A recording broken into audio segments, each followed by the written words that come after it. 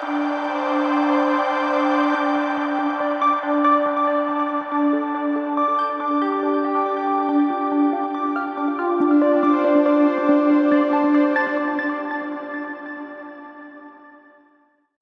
The Lord. സ്വർഗീയ സന്ദേശം എന്ന പ്രോഗ്രാമിലേക്ക് എല്ലാവർക്കും സ്വാഗതം. പ്രിയ ദൈവമക്കളെ, ഇന്നത്തെ എപ്പിസോഡിൽ ഞാൻ നിങ്ങളുമായി പങ്കുവയ്ക്കുന്ന വിഷയം മുന്നിലുള്ള പ്രശ്നങ്ങളെ എങ്ങനെ ജയിക്കാം. 1 ശമൂവേലിന്റെ പുസ്തകം 25-ാം അധ്യായം 32-33 വാക്യങ്ങളിൽ ദാവീദ് അബീഗയിലിനോട് പറഞ്ഞത്, എന്നെ എതിരേക്കുവാൻ നിന്നെ ഇന്ന് അയച്ചിരിക്കുന്ന ഇസ്രായേലിന്റെ ദൈവമായ യഹോവയ്ക്ക് സ്തോത്രം.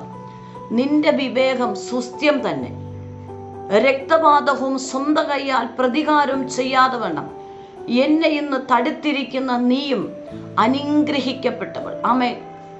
ഈ ഭാഗം നമുക്ക് പഠിക്കുമ്പോൾ വളരെ വ്യക്തമായിട്ടും മുന്നിലുള്ള പ്രശ്നങ്ങളെ വളരെ ദൈവജ്ഞാനത്തോടുകൂടെ ആ പ്രശ്നങ്ങളെ കണ്ട് ഭയപ്പെടാതെ വണ്ണം ആ വിഷയം വന്നപ്പോൾ ആ വിഷയത്തോട് എതിർപ്പെടുവാൻ, ആ വിഷയത്തോട് എതിർക്കുവാൻ, അതിന് നേരെ ചെന്ന് ആ വിഷയത്തിൽ മുഖാമുഖമായി അതിനോട് എതിർക്കുവാൻ, എതിർത്ത് ആ മേഖലകളിൽ ആ വന്നതായ വിഷയം ദൈവജ്ഞാനത്തോടെ പരിഹരിക്കപ്പെടുവാൻ തക്കവണ്ണം പഴയ നിയമ ഏടുകളിൽ അബീഗയിലിന്റെ ജീവിതത്തിൽ ഉണ്ടായ ആ വിഷയം അവൾ കടന്നു വന്നപ്പോൾ അവൾ ഭയപ്പെട്ട് ഓടി ഒളിച്ചില്ല. ആ വിഷയം നേർക്ക് നേരെ ചെന്ന് തന്നെ സമർപ്പിച്ച ആ വിഷയത്തിന്മേൽ നിരപ്പ് പ്രാപിച്ച് ആ വിഷയത്തിന്റെ പരിഹാരത്തെ, ആ വിഷയത്തിന്റെ മേഖലയിലുള്ള പ്രതികൂലത്തെ, അനർത്ഥത്തെ നീക്കി പരിഹാരത്തെ ചോദിച്ചു മേടിക്കത്തക്കവണ്ണം അബീഗയിലിനെ ദൈവത്തിന്റെ പരിശുദ്ധാത്മാവ് ബലപ്പെടുത്തി. ശമൂവേലിന്റെ പുസ്തകം 1 ശമൂവേലും 2 ശമൂവേലിന്റെ പുസ്തകവും ശമൂവേൽ പ്രവാചകനാണ് എഴുതിയിരിക്കുന്നത്. ഇതെഴുതിയിരിക്കുന്ന കാലഘട്ടം എന്ന് പറയുന്നത് BC-യിൽ 913 ഇസ്രായേൽ, യഹൂദ എന്നീ രാജ്യം വിഭജിക്കപ്പെട്ടതിന് ശേഷമാണ് ഈ പുസ്തകം എഴുതിയെന്നാണ് നമ്മൾ തിരുവചനത്തിലൂടെ മനസ്സിലാക്കുന്നത്. ശമൂവേൽ പ്രവാചകൻ തന്നെയാണ് ഈ പുസ്തകം എഴുതിയിരിക്കുന്നത്. എന്നാൽ ശമൂവേൽ പ്രവാചകന്റെ മരണത്തിന് ശേഷമുള്ളത്, മരണം കൂടെ ഇതിൽ ഉൾപ്പെടുത്തിയിരിക്കുന്നത് കൊണ്ട് പിൽക്കാലത്ത് ഇതിനെയെല്ലാം ശേഖരിച്ച് ആമേൻ നിയോഗിക്കപ്പെട്ടവർ, ആമേൻ, ഇവയെല്ലാം ഒരു പിൻകാലത്ത് എഴുത്തുകാർ നിയോഗിക്കപ്പെട്ടവർ സംഹരിച്ചു എന്ന് അനുഗമിക്കുന്നു. അവർ കൂടെ കൂട്ടിച്ചേർക്കപ്പെട്ടു എന്ന് അനുഗമിക്കുന്നു. നമുക്ക് വ്യക്തമല്ല. പക്ഷേ അതിൽ നിന്ന് മനസ്സിലാക്കുന്ന ശമൂവേൽ പ്രവാചകൻ തന്നെയാണ് ഈ പുസ്തകങ്ങൾ എഴുതിയിരിക്കുന്നു, ഈ ഭാഗങ്ങൾ എഴുതി ചേർത്തിരിക്കുന്നു, ഇത് എഴുതപ്പെട്ടിരിക്കുന്നു എന്ന് നമുക്ക് പഠിക്കുമ്പോൾ മനസ്സിലാക്കാൻ കഴിയും. ആ സമയത്തും ശമൂവേൽ പ്രവാചകന്റെ കാലഘട്ടത്തിൽ ദാവീദ് രാജാവായി വെളിപ്പെട്ടു വരുന്ന സമയത്തും അബീഗയിൽ എന്ന് പറഞ്ഞ ഒരു സഹോദരിയുടെ ജീവിതത്തിന്റെ കുടുംബത്തിൽ ഉണ്ടാകുന്ന വിഷയവുമായി ബന്ധപ്പെട്ട് ആ സഹോദരി തൻ്റെ കുടുംബത്തിൽ ഉണ്ടാകുന്ന വിഷയം കണ്ടിട്ട് ഒരിക്കൽ പോലും ഭയപ്പെട്ട് പുറകോട്ടോടുന്നില്ല. എന്നെ കേൾക്കുന്ന ദൈവമക്കളെ, ജീവിതത്തിന്റെ മേഖലകളിൽ വിഷയങ്ങളും പ്രശ്നങ്ങളും പ്രതികൂലങ്ങളും ഇല്ലാത്ത കുടുംബങ്ങളില്ല, വിഷയങ്ങളില്ലാത്ത വ്യക്തിത്വങ്ങളില്ല. പക്ഷെ ഒരു ദൈവഭക്തന്റെ പ്രത്യേകത എന്ന് പറയുന്നത്, ഏതൊരു വിഷയം വരുമ്പോഴും ആ വിഷയത്തെ കണ്ട് ഭയപ്പെട്ട് പുറകോട്ട് ഓടുന്നവനല്ല, മറിച്ച് വന്നതായ വിഷയത്തോട് നേർക്ക് നേരെ ചെന്ന് എതിർപ്പെട്ട് ആ വിഷയത്തിന് പരിഹാരം ലഭിക്കുവാൻ നേർക്ക് നേരെ ദൈവത്തിന്റെ ആത്മാവുമായി പരിശുദ്ധാത്മാവിനോട് ചേർന്നിരുന്ന് നീ പ്രാർത്ഥനയിൽ ദൈവസന്നിധി നേർക്ക് നേരെ ചെന്ന് ധൈര്യത്തോടെ കൃപാസനത്തിൽ കയറി ചെന്ന് നിന്റെ വിഷയം ദൈവത്തോട് തുറന്ന് ദൈവസന്നിധിയിൽ ഏറ്റുപറഞ്ഞ് അനുദപിച്ച് ദൈവസന്നിധി പ്രാർത്ഥിക്കുവാൻ നീ തയ്യാറായാൽ നിന്നെ നിന്റെ കുടുംബത്തിൽ മേലെ ഉണ്ടാക്കുന്ന ശത്രുവിൻ്റെ സകല തന്ത്രങ്ങളും, ശത്രു മെനഞ്ഞിരിക്കുന്ന സകല കുതന്ത്രങ്ങളെയും ദൈവത്തിൻ്റെ പരിശുദ്ധാത്മാവ് പൊളിച്ച് ആ ശത്രുവിൻ്റെ ഇഷ്ടങ്ങളിൽ നിന്നും ശത്രുവിൻ്റെ ആഗ്രഹങ്ങളിൽ നിന്നും നിന്നെ നിന്റെ കുടുംബത്തെ സ്വർഗം വിടുവിക്കും. ഈ ഭാഗത്ത് അബീഹയിൽ എന്ന് പറയുന്ന സഹോദരി തൻ്റെ കുടുംബത്തിൽ തന്നെ വെച്ച് ആ കുടുംബത്തെക്കുറിച്ച് നമ്മൾ പഠിക്കുമ്പോൾ ആടുകളെ രോമം കത്രിക്കുന്ന അടിയന്തരം അത്രത്തോളം സമ്പന്നമായിട്ട് ആ കുടുംബം വളരെ അനുഗ്രഹത്തോടെ മുന്നോട്ട് പോവുകയായിരുന്നു. ആ സമയത്താണ് ദാവീദിന്റെ ഭൃത്യന്മാർ അവർ ആ പ്രദേശത്ത് കടന്നു ചെല്ലുമ്പോൾ അല്പമായിട്ടുള്ള വെള്ളവും ഭക്ഷണത്തിനും വേണ്ടി ദാവീദ് തൻ്റെ ഭൃത്യന്മാരെ നാബാന്റെ വീട്ടിലേക്ക് പറഞ്ഞു വിടുകയാണ്. ആടുകളെ രോമം കത്രിക്കുന്ന സമ്പന്നനായ ഒരു കുടുംബം, അബീഹയുടെ കുടുംബം, അതായത് നാബാന്റെ കുടുംബം ഉണ്ട് എന്ന് ദാവീദ് മനസ്സിലാക്കുകയും തൻ്റെ ഭൃത്യന്മാരെ അവിടേക്ക് പറഞ്ഞു വിടുകയാണ് അല്പമായിട്ടുള്ള ഭക്ഷണത്തിനായി. എന്നാൽ ആ സമയത്ത് അബീഹയിൽ തൻ്റെ വീട്ടിലില്ലായിരുന്നു. അവളുടെ മുന്തിരിത്തോട്ടത്തിൽ അവൾ കടന്നുപോയി എന്നാണ്. അങ്ങനെ ഈ ഭൃത്യന്മാർ നാബാന്റെ അടുക്കൽ വന്ന്, ദാവീദ് രാജാവ് പറഞ്ഞു വിട്ടിട്ടാ ഞങ്ങൾ കടന്നു വന്നത്, ഞങ്ങൾക്ക് വേണ്ടി ഒരു സഹായം ചെയ്യണം, അല്പമായിട്ടുള്ള ഭക്ഷണവും ഞങ്ങൾക്കായിട്ട് നൽകണമെന്ന് നാബാനോട് പറയുകയാണ്. നാബാൻ എന്ന വാക്കിനർത്ഥം നിഷ്ഠൂരനും നിഷ്കർമ്മിയും ഭോഷൻ, മൂഢൻ എന്നൊക്കെ തിരുവചനത്തെ നമുക്ക് മനസ്സിലാക്കാൻ കഴിയുന്നുണ്ട്. അപ്പോൾ ഈ നാബാന്റെ അടുക്കൽ പറഞ്ഞു വിട്ടത് ദാവീദ് രാജാവാണ്. ദാവീദ് രാജാവ് അയച്ചതായ ഭൃത്യന്മാരാണ് ഈ നാബാന്റെ അടുക്കിലേക്ക് വരുന്നത്. പക്ഷേ ആരാണ് പറഞ്ഞു വിട്ടുവെന്നോ എന്തിനാണ് പറഞ്ഞു വിട്ടുവെന്നോ മനസ്സിലാക്കാനോ ചിന്തിക്കുവാനോ കഴിയാതെ വണ്ണം നാബാൻ കടന്നു വന്നതായ ഭൃത്യന്മാരോട് പറഞ്ഞു, ദാവീദ് ആര്? ഈശായിയുടെ മകൻ ആര്? എനിക്കുള്ളതിനെ എടുത്ത് എവിടത്തുകാരനെന്നറിയാതെ ഞാൻ കൊടുക്കത്തില്ല, പൊയ്ക്കൊള്ളാൻ പറഞ്ഞു. അങ്ങനെ ദാവീദിന്റെ ഭൃത്യന്മാരെ നാബാൻ വിരട്ടുകയാണ്. അങ്ങനെ വിരട്ടുമ്പോൾ ദാവീദിന്റെ ഭൃത്യന്മാർ ചെന്ന് ദാവീദിനോട് പറയുന്നു, നാബാൻ നമുക്ക് ഭക്ഷണം നൽകിയില്ല, നമ്മെ വിരട്ടി ഓടിക്കുവാനിടയായി. ഇത് കേട്ടതായ ദാവീദിന് ഭയങ്കര കോപമുണ്ടായി, ദേഷ്യമുണ്ടായി, സങ്കടമുണ്ടായി, വിഷമമുണ്ടായി. താൻ പെട്ടെന്ന് ചിന്തിച്ചു. പെട്ടെന്നുള്ള ആ വാക്കുകൾ കേട്ടപ്പോൾ ദാവീദിന് തന്നെ എന്ത് ചെയ്യണമെന്നറിയാതെ താൻ ഇങ്ങനെ ഒരു തീരുമാനമെടുത്തു. നാബാന്റെ കുടുംബത്തിലുള്ള സകല പുരുഷ പ്രജയും അടുത്ത പ്രഭാതം ഉദിക്കുന്നതിന് മുന്നമേ നാബാൻ എന്തൊക്കെയുണ്ട് എല്ലാത്തിനെ കൊന്നുകളയണം. തൻ്റെ ഭൃത്യന്മാരോട് പറഞ്ഞ്, എൻ്റെ പിന്നാലെ പുറപ്പെടുവിൻ, വാളുമായിട്ട് നമുക്ക് അങ്ങോട്ട് പോകാം. അങ്ങനെ ദാവീദും തൻ്റെ ഭൃത്യന്മാരും വാളുമായിട്ട് നാബാന്റെ കർമ്മേലിൽ ആയിരിക്കുന്ന നാബാന്റെ അടുക്കിലേക്ക് പുറപ്പെടുകയാണ്. ഇതേ സമയം അബീഹയിൽ എന്ന സഹോദരി, അതായത് നാബാന്റെ ഭാര്യ, തൻ്റെ ഭവനത്തിലേക്ക് വരുമ്പോൾ അബീഹയുടെ ഭൃത്യന്മാർ വന്ന് തന്നോട് പറഞ്ഞു, ഇങ്ങനെ ഒരു സംഭവം ഇവിടെ നടന്നിട്ടുണ്ട്. ദാവീദിന്റെ ഭൃത്യന്മാർ വന്നപ്പോൾ നാബാൻ വിരട്ടി ഓടിച്ചു. പെട്ടെന്ന് കേട്ടപ്പോൾ അവൾ ഉള്ളിൽ ഭാരപ്പെട്ടു. കാരണം ദാവീദ് രാജാവിന്റെ ഭൃത്യൻ, അതെ, ദാവീദ് രാജാവ് പറഞ്ഞു വിട്ട ഭൃത്യന്മാരെയാണ് വിരട്ടി ഓടിച്ചിരിക്കുന്നത്. അതുകൊണ്ട് തനിക്ക് പെട്ടെന്നൊരു തീരുമാനമെടുക്കുവാൻ ദൈവത്തിന്റെ പരിശുദ്ധാത്മാവൾക്ക് കൃപ കൊടുത്തു. അവൾ വളരെ ജ്ഞാനത്തോട്, അതായത് ദാവീദ് അവളെ നോക്കി പറയുന്നുണ്ട്, നിന്റെ ബുദ്ധി സുസ്ഥ്യം തന്നെ. ഈ സമയത്ത് നീ എന്നെ എതിർപ്പെടാതിരുന്നുവെങ്കിൽ അടുത്ത പ്രഭാതത്തിന് മുന്നമേ നിന്റെ കുടുംബത്തിലെ സകലത്തെയും രക്തച്ചൊരിച്ചിലാൽ കൊന്നുകളയുമായിരുന്നു. സ്തോത്രം.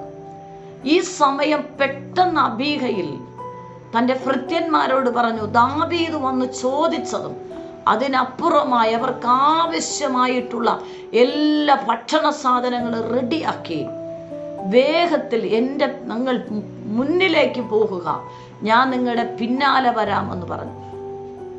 അങ്ങനെ കടന്നു പോവുകയാണ്. എന്നാൽ നാബാനോട് അബീഗയിൽ ഒന്നും പറഞ്ഞില്ല. എവിടെയാണ് പോകുന്നത്, എന്തുവാണ് തൻ്റെ ഭൃത്യന്മാരുമായിട്ട് താൻ പോകുന്നത്, ഒരു കാര്യവും നാബാനോട് അബീഗയിൽ സംസാരിക്കാനോ പറയുവാനോ പോയില്ല. അതിനർത്ഥം പ്രിയപ്പെട്ടവരെ, ദൈവജ്ഞാനമാണ് എൻ്റെയും നിങ്ങളുടെയും ജീവിതത്തിൽ പലപ്പോഴും പല വിഷയങ്ങളും കടന്നു വരും. നമ്മൾ ചിന്തിക്കാത്ത വ്യക്തികളിൽ നിന്നായിരിക്കും നമുക്ക് വിഷയമുണ്ടാകുന്നത്.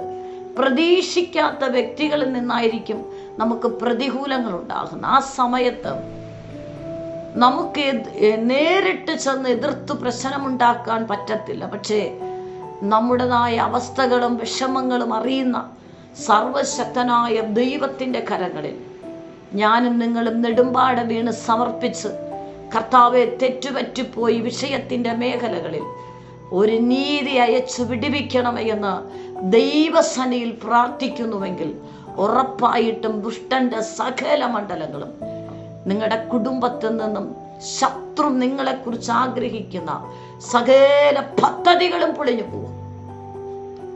ആമേൻ. അങ്ങനെ ഇത് അവർ പോവുകയാണ്.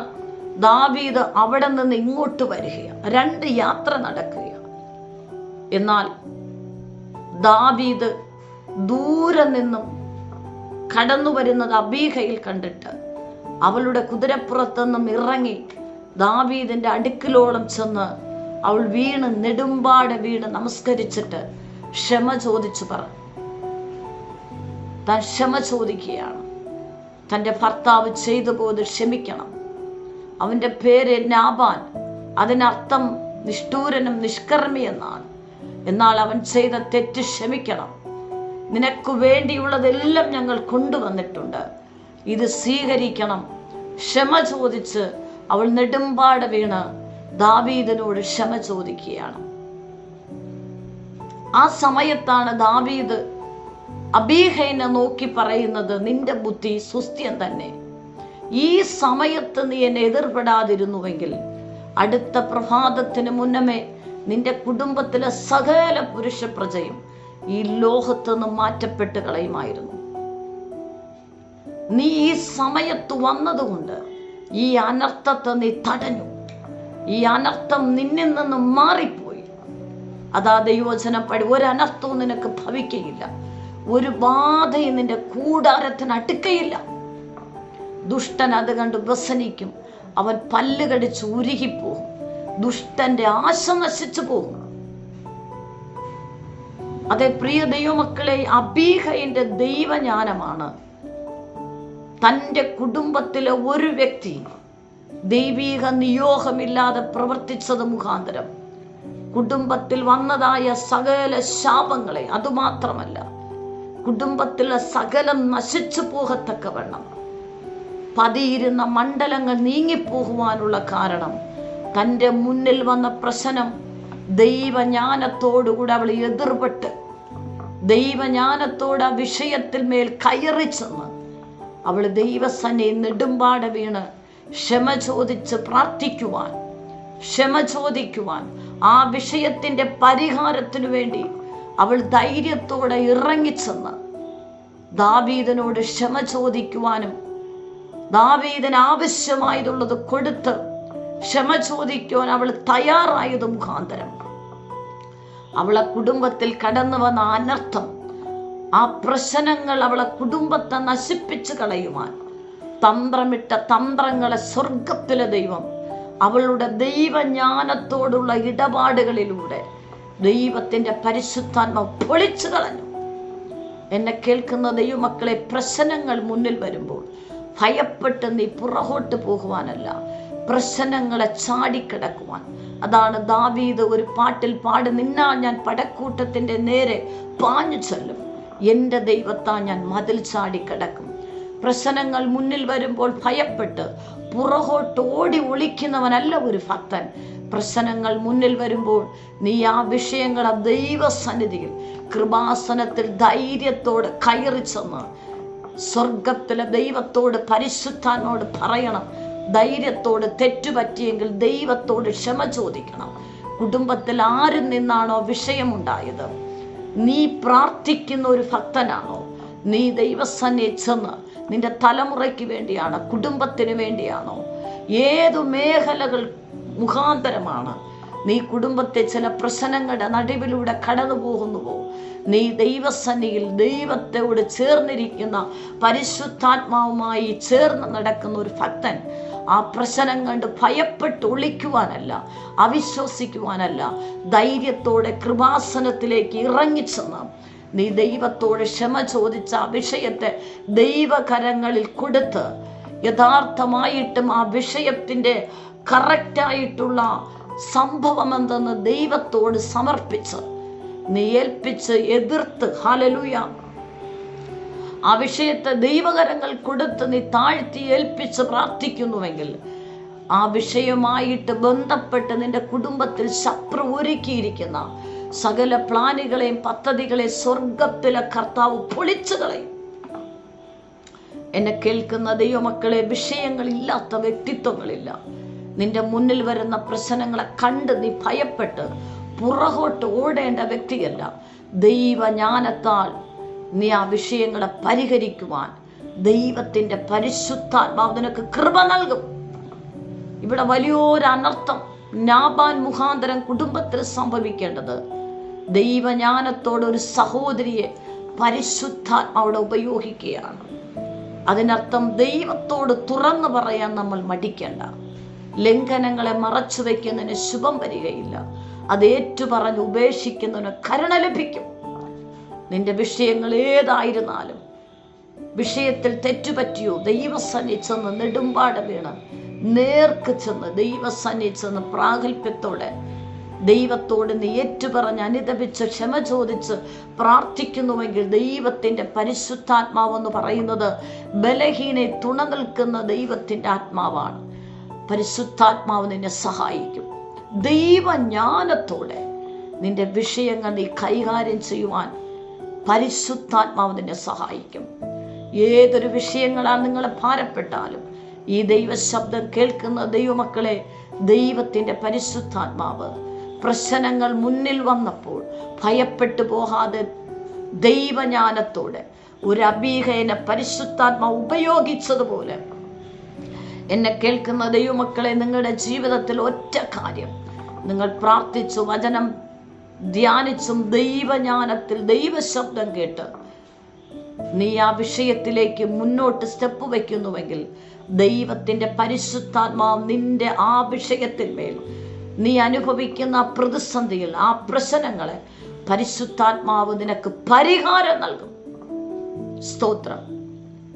ഏതെങ്കിലും വിഷയങ്ങളുടെ നടുവിൽ നീ ഭാരപ്പെടുന്നുണ്ടോ, ഭയപ്പെടുന്നുണ്ടോ, ദൈവസന്നിധിയിലേക്ക് നേർക്ക് നേരെ വന്ന് ദൈവസന്നിധിയിൽ ഒന്നുകൂടെ സമർപ്പിക്കുക. ജീവിതത്തിൽ വിടുതലുണ്ട്, ജീവിതത്തിൽ വിടുതലുണ്ട്, പരിഹാരമുണ്ട്.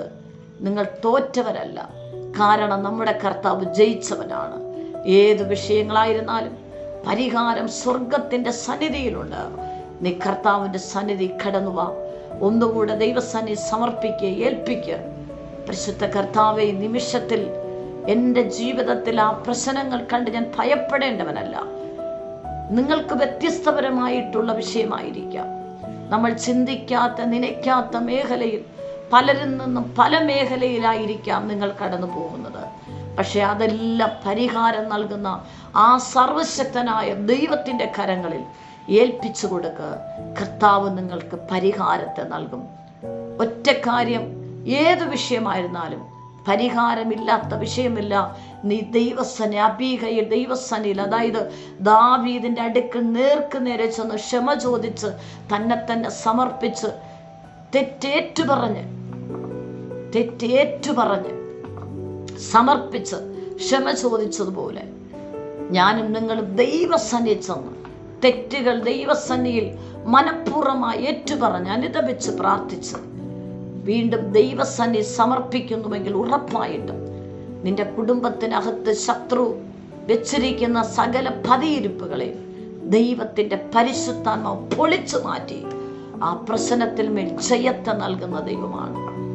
അപ്രകാരം നിങ്ങൾ സമർപ്പിക്കുക, കർത്താവ് നിങ്ങൾക്ക് ജയം നൽകും. ഏത് പ്രശ്നങ്ങളും തരണം ചെയ്യുവാൻ ദൈവത്തിൻ്റെ പരിശുദ്ധാത്മാവ് നിങ്ങളെ സഹായിക്കും. ഒരു നിമിഷം കണ്ണുകളടയ്ക്കാൻ ഞാൻ നിങ്ങൾക്കായി പ്രാർത്ഥിക്കാം. പരിശുദ്ധ കർത്താവേ, നിമിഷത്തിനായി നന്ദി.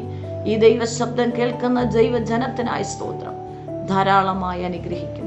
ഇവരേത് പ്രതിസന്ധിയുടെ നടുവിലൂടെ കടന്നുപോയാലും ദൈവജ്ഞാനത്തോടെ ആ വിഷയങ്ങളെ തരണം ചെയ്യുവാൻ ദൈവത്തിൻ്റെ പരിശുദ്ധാത്മാവ് കൃപ ചെയ്യണമേ. ആ വിഷയങ്ങൾ ജയം വരട്ടെ. ഇവരെല്ലാ പ്രശ്നങ്ങൾക്കും പരിഹാരം വരട്ടെ. രോഗികൾ സൗഖ്യമാകട്ടെ. യേശു ക്രിസ്തുവിൻ്റെ നാമത്തിൽ തന്നെ. ആമേൻ, ആമേൻ, ആമേൻ. God bless you. ആമേൻ.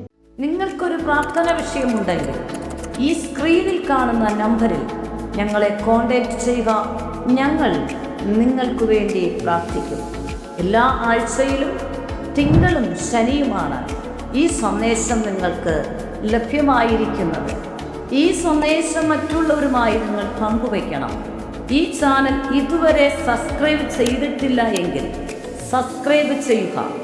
ദൈവരാജ്യത്തിനായി നമുക്ക് ഒരുമിച്ച് കൈകോർക്കാം. കർത്താവ് നിങ്ങളെ ധാരാളമായി അനുഗ്രഹിക്കുമാറാകട്ടെ. ആമേൻ.